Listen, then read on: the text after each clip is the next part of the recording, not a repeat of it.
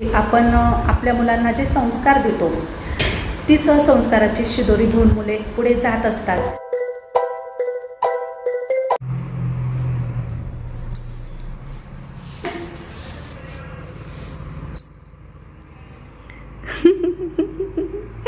बाटली डोक्यावर उठलं तर उठलं तर तुला काढू मी, तुला बाहेर यायचं.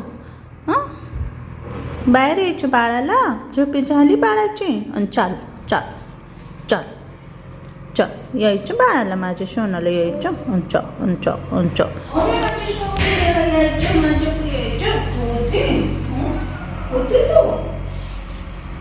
मम्माला माझी झोप झाली.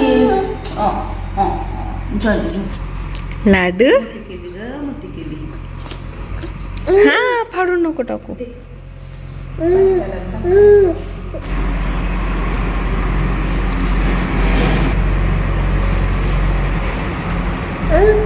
आता आपल्याला कुठे जायचं, कुठे जायचं?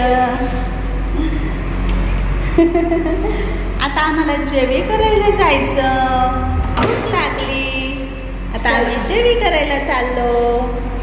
चला चला जेवी करायला. आज काय आहे आजचा मेनू? आजचा मेनू तिथे गेल्यावर कळलं. चलो चलो. कशाने जायचं बाळा? सकाळी तो मला म्हणायचा लिफ्टने जायचं, तिथं बटनाला हात लावायचा आणि दरवाजा कपायचा. त्याला वाटायचं उघडत का बरं नाही, उघडत का बरं नाही. हा कुठं जायचं बाळा? दूर जायचं बघ मामा, दूर चालली. अगो बया थांबला. चलो चलो आम्ही आलो. तुला लिफ्ट मध्ये फिरायला आवडतं?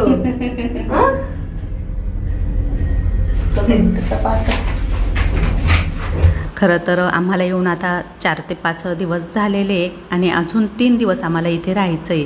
मी तर एक दिवस मोजते की कधी मी इथून माझ्या घरी जाईल, कारण इतक्या दिवस मी अशी कुठे बाहेर जास्त दिवस राहिलेली नाही आहे. आता लाडूमुळे तर आमचा दिवस कुठे जातो तो कळत नाही, पण तरीही सर्व असतानासुद्धा घराची आठवण येतेच. कारण आपण जगभर जरी फिरलो ना, पण घरामध्ये गेल्यानंतर जो आनंद वाटतो ना, तो बाकीच्या ठिकाणी वाटत नाही. असं काही आहे. तर चला, आज आहे ना मस्त मेनू होता. वांग्याचं भरीत, डाळ भात, बटाट्याची भाजी आणि मस्त स्वीटमध्ये बर्फी होती. लाडूला गारगार वाटतंय. मग आपण आता गार्डनमध्ये चाललोय ना डॉगीला बघायला. डॉगीला पाहायला जायचं ना पिल्लू. तू डॉगीला घाबरत नाही ना? मस्त जेवण होतं आजचं. कालचं पण जेवण छान होतं. आज मस्त वांग्याचं भरीत होतं, छान होतं. मस्त पोटभर जेवण झालंय आमचं. आता आम्ही ना म्हटलं हवा छान आहे तर बाहेर थोडस चक्कर मारू, नाही तर रूमवर गेल्यावर झोप येईल. कारण खूप पोटभर जेवण झालंय. इथे ना 70 रुपये थाळी ना, 70 रुपये थाळी. पण पर पर्सन 70 रुपयाची थाळी कंपल्सरी आहे. 2 जण एका प्लेटमध्ये नाही खाऊ शकत, त्यामुळे सेपरेट थाळी घ्यावीच लागते. आणि जेवण खूप छान आहे, म्हणजे अनलिमिटेड आहे. किमतीच्या मानाने तर जेवण खूप छान आहे. कालचा पाऊस भरपूर झालेला आहे, खाली ओलं ओलं आहे थोडंसं. बुबू दिसतं का लाडू? आज संडे आहे ना, त्यामुळे खूप सारी शांतता आहे. नाहीतर इथे ना मुलं बॅडमिंटन खेळतात. इथं नेट बांधलेलं आहे बघा. खूप सारे छोटे छोटे मुलं पण असतात खेळायला. त्या बाजूच्या बिल्डिंगमध्ये ना असं वाटतंय मला छोट्या मुलांची स्कूल आहे ती. आणि ही चाफा आहे ना, सफेद चाफा खूप छान लावलेलं आहे आजूबाजूला. खूप भारी वाटतं. गार्डन आहे मुलांना खेळण्यासाठी.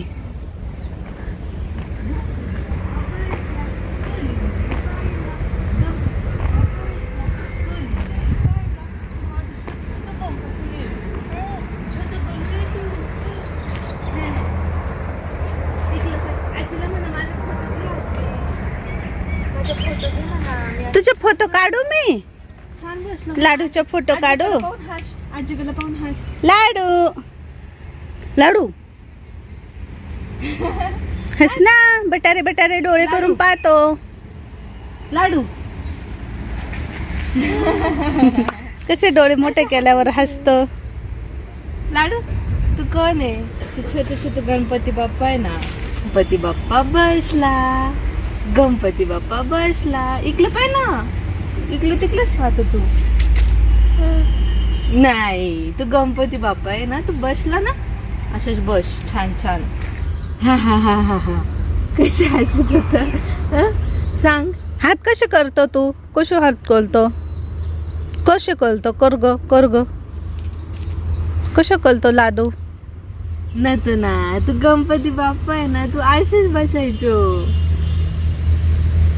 इथे ना कॉलेज पण आहे, हॉस्टेलही आहे आणि हॉस्पिटलसुद्धा आहे. आता मेडिकल कॉलेज जिथे जिथे असतात तिथे तिथे हॉस्पिटलसुद्धा असतात. समोरची बिल्डिंग आहे ना ते हॉस्टेल आहे आणि इकडे कॉलेज आहे, निळ्या रंगाचे पट्टे इथे, आणि बाजूला हे हॉस्पिटल जिथे आम्ही राहतो आहे.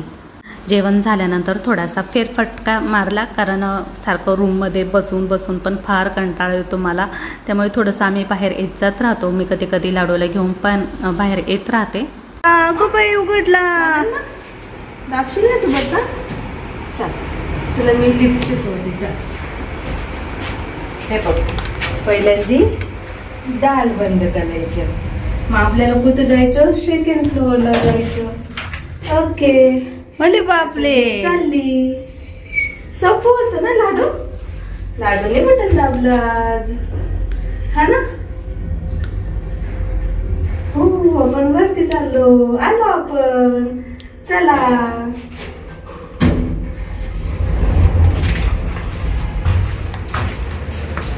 चलो.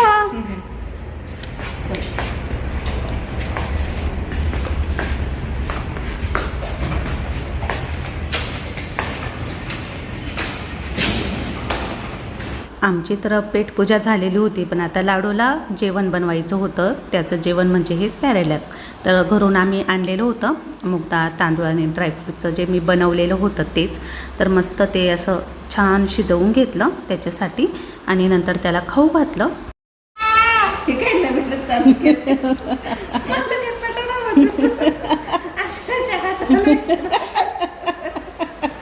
मलाही करायला येतो.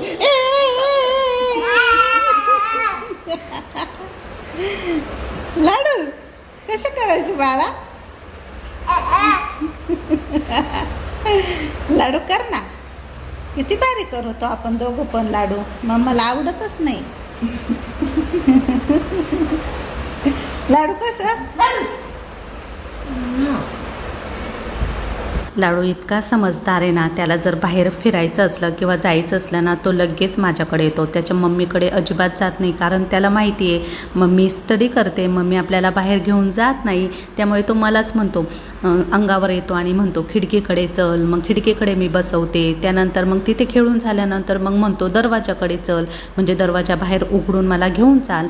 बाहेर गेल्यानंतर मग लिफ्टकडे बोट करतो की लिफ्टने आपण खाली जाऊ. म्हणजे त्याला जरी बोलता येत नाही ना, त्याला बाकीचं गोष्टींचं इतकं ज्ञान आहे ना. म्हणजे इतकं लहान बाळ आहे पण त्याला एवढं कळतं. मला सुद्धा कधी कधी विशेष वाटतं त्याचं.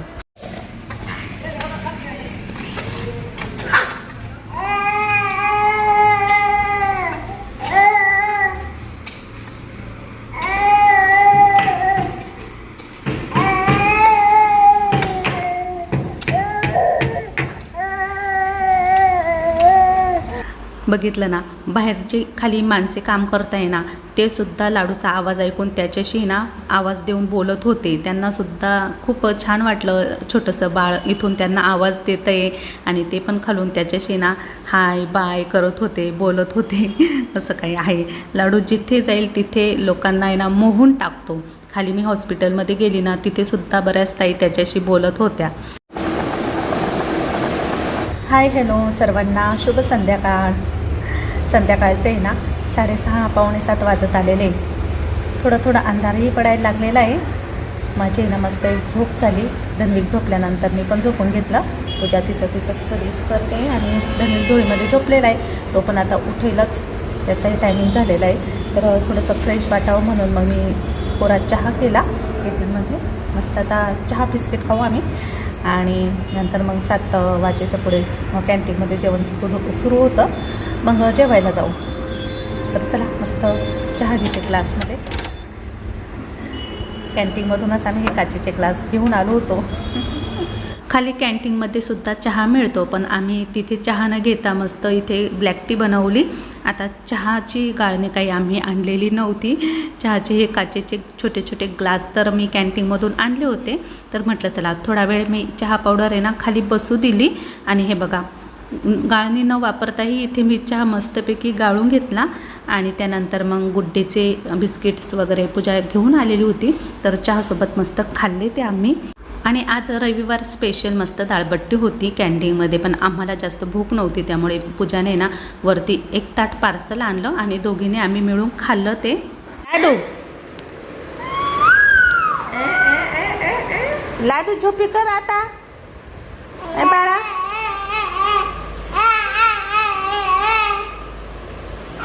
नवीन स्टाईल आहे आमची, नवीन. 1 वाजत आलेला आहे. कधीच आम्ही दोघी पण लाडूला खेळवतोय, पण लाडू काही झोपायचे नाव घेत नाहीये. लाडूला अजून पण खेळायचंय.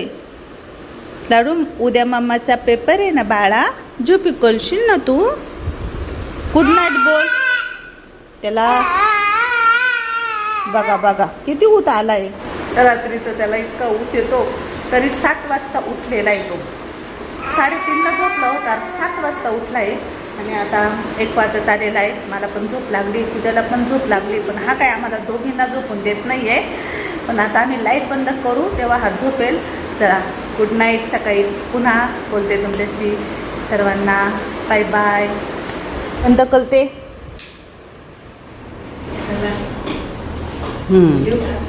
बेस्ट ऑफ लक तुला सेकंड पेपरसाठी. आज सोमवार आहे ना. यशस्वी भव. आज तुझा सोमवार लकी वार आहे. चांगलं गेलं पाहिजे. जाईल जाईल, चांगलाच जाईल. हां हां टाकेल टाकेल. हां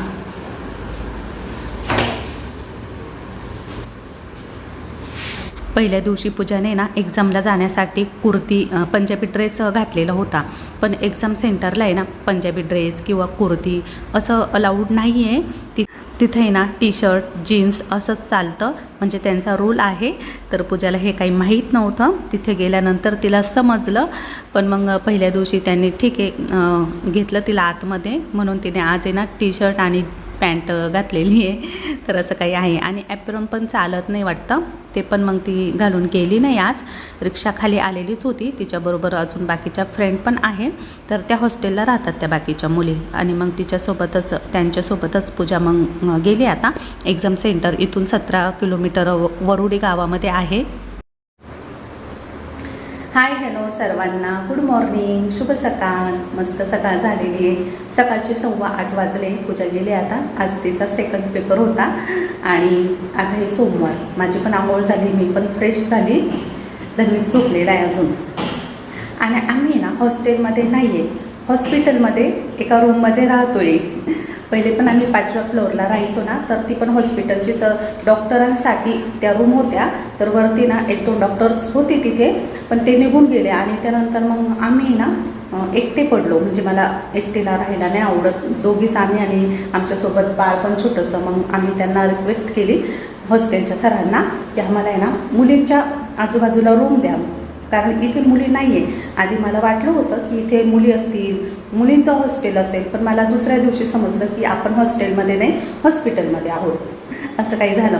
आणि हॉस्टेलमध्ये आम्हाला रूम न देण्याचं कारण बाळ, कारण बाळामुळे बाकीच्या मुलींचा पण स्टडी होणार नाही, त्यामुळे मग आम्हाला हॉस्टेलमध्ये काही रूम दिली नाही. आणि तिथे रूम शिल्लक पण नाही आहे. ते बोलले सेपरेट रूम लागेल आम्हाला ना, तर मग आम्हाला रूम शिल्लक नव्हती तिथे, म्हणून त्यांनी आम्हाला इकडे रूम दिली. तर हे हॉस्पिटलचंच म्हणजे बांधकाम आहे, आणि मग आम्ही इथे राहतोय. तर हॉस्पिटलचीच बेड आहे इथे, पण चांगली रूम व्यवस्थित आहे. इकडे टॉयलेट बाथरूम पण आहे, वॉश बेसिन, आणि इथे पण खिडकीतून सर्व काही बाहेरचं दिसतं, म्हणजे आम्हाला काही त्रास वगैरे नाही आहे. आम्ही व्यवस्थित राहतो. आणि आजूबाजूला 2-3 डॉक्टर्स आहे, तर इथेच ते कॉलेजला शिक्षक म्हणून पण आहे, म्हणजे आम्हाला आधार आहे थोडासा, म्हणून काही वाटत नाही. तर असं काही आहे. चला आता धन्विक झोपलेला आहे, बराच वेळ झोपला तर बरं होईल. धन्विकला आता मी ना झुळीमध्ये टाकले. वरती ना बेडवर खूप वळवळ करत होता. आता त्याला झोपात येते म्हणजे तो झोपेल बराच वेळ. मुलांचे एक्झामचे दिवस आले की मला माझे एक्झामचे दिवस आठवतात. तर म्हटलं चला तुम्हाला पण थोडंफार शेअर करते. तर आता कसं आहे, मुलांना एक्झाम म्हटली की थोडंसं टेन्शन येतं. म्हणजे अभ्यासाचं टेन्शन, पास होण्याचं टेन्शन, खूप टेन्शन असतं आत्ताच्या मुलांचं. आणि तेव्हाचं म्हणजे जेव्हा मी स्कूलमध्ये होती तर माझं उलटं असायचं. मला आहे ना एक्झाम जवळ आली की आनंद व्हायचा. म्हणजे जे परीक्षेचे दिवस असायचे ना त्यामध्ये मी खूप हॅपी राहायची. मला असं व्हायचं कधी प्रश्नपत्रिका हातात येईल आणि कधी मी उत्तर पटापट लिहून काढेल. आणि रिझल्ट लागल्यानंतर मला मार्क्स पण चांगल्यापैकी मिळायचे. म्हणजे मला आनंद व्हायचा एक्झामचे दिवस आठवले की. आजही मला खूप असं आठवतं आणि मी त्या दिवसांमध्ये मग स्वतःला विसरून जाते. आणि माझी एक सवय होती, मी आहे ना एक्झामच्या दिवशी ना देवाच्या पाया पडत नव्हते, पण आईवडिलांचे आशीर्वाद घेऊन मी घराच्या बाहेर पडायची. आणि खरंच मला एक्झाम पण छान जायची.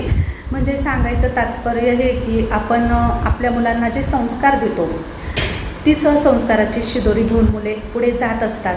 आता माझ्या मुलांना पण तीच सवय आहे. माझी मुलं पण एक्झामच्या दिवशी ना देवाच्या पाया पडणार नाही, पण माझ्या पाया नक्कीच पडतील. त्यांच्या पप्पांच्या माझ्या पाया पडून आशीर्वाद घेतल्याशिवाय कधीही एक्झामला जात नाही.